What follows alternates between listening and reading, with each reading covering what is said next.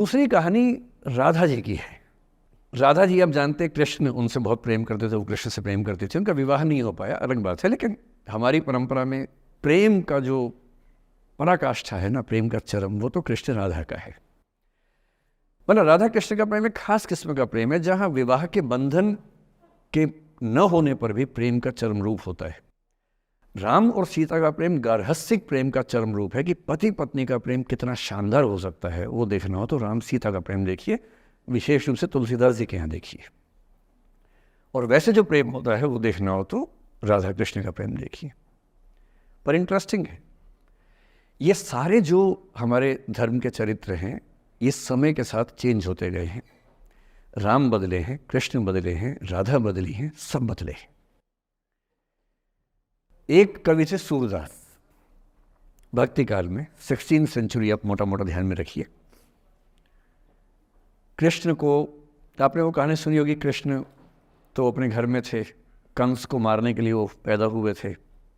कंस को पता लगा तो कंस ने अपने एक सहयोगी अक्रूर, जो कि श्वफल्क के पुत्र थे, उनसे कहा कि जाओ और कृष्ण को लेके आओ, यही मारेंगे। उसको पता नहीं था क्या होगा बाद में। आदमी कॉन्फिडेंस में ऐसी गलतियाँ करता ही है, तो वो सुपर कॉन्फिडेंट था, बुलवाया कृष्ण को। कृष्ण तो इसी काम के लिए आए, जब समझ गए कि बुलावा आ गया है, अब इससे काम निपटाना है, चलते हैं। राधा और गोपियाँ कृष्ण के बिना रह नहीं सकती थी।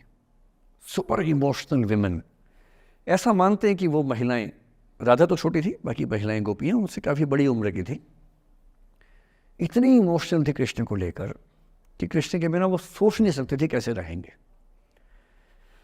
पर वो जिस काम के लिए आए थे धरती पर, वो तो करना ही था। तो अक्रूर आए, अक्रूर ने बताया कि ऐसे ऐसे आया हूँ, ले जाना है। तो कृष्ण और बलराम चले गए। इधर कृष्ण गए, उधर गोपियों का रो रो के हाल बुरा, राधा का हाल बुरा।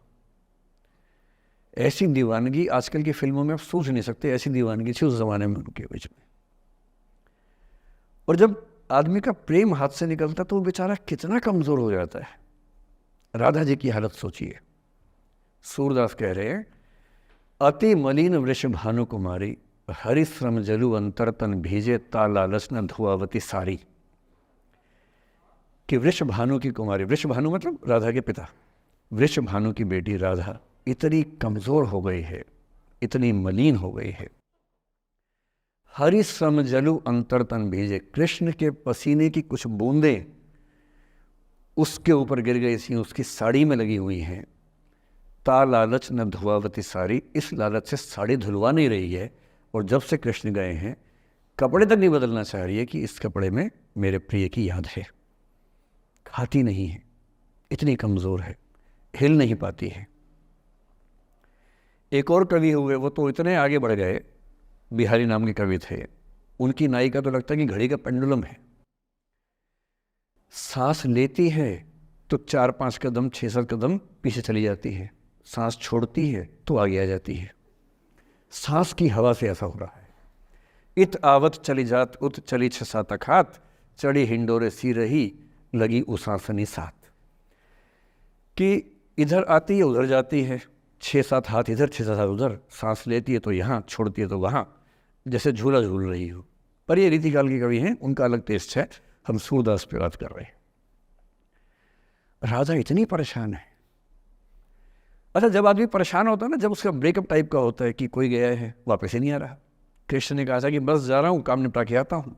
उनके मन में था क्या काम निपटाना है, काम निपटा भी दिया। अब कंस के बाद सवाल है कि मथुरा का साम्राज्य कौन संभाले।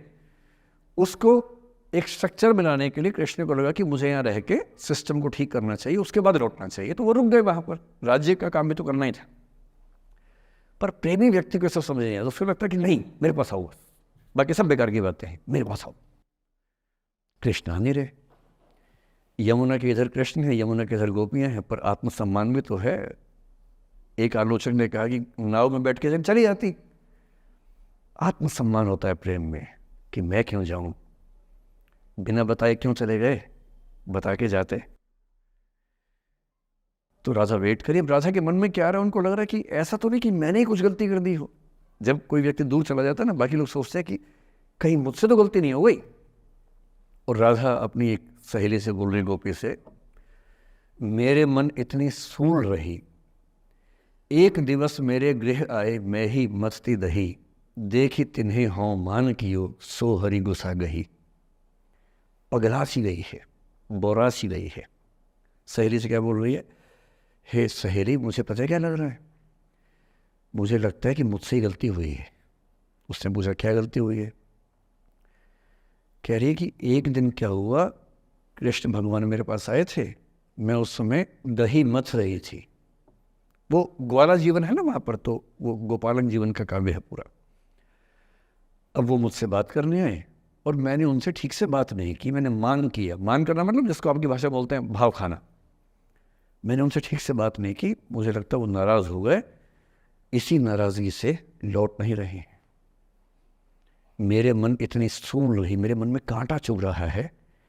एक दिवस मेरे घर आए, अब समझ में आएगा, एक दिवस मेरे घर आए मैं ही मथती दही, देखी तिन्हें हाँ हाँ मतलब मैं मान की योग, मैंने अहंकार दिखाया, सो हरि गुस्सा गही, गुस्सा आ गया उनको इस बात से।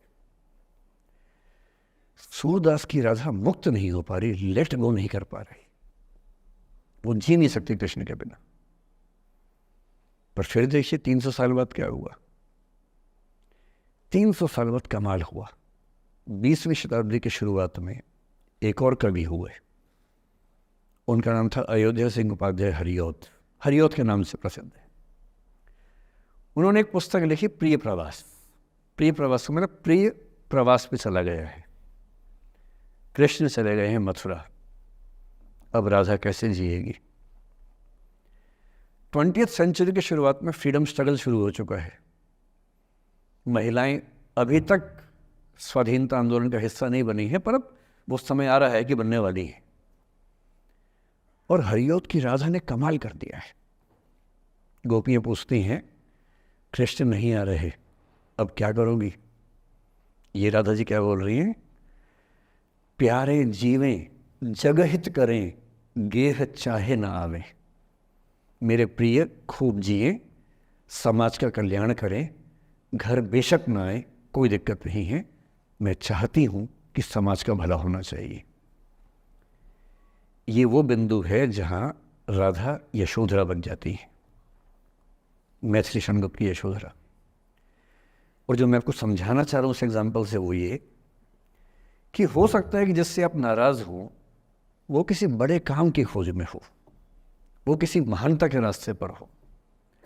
और यदि आपके जीवन में कोई व्यक्ति ऐसा है जो किसी महानता के रास्ते पे है, तो उसके रास्ते को रोकना अपने क्षुद्र हितों के लिए बहुत छोटापन है।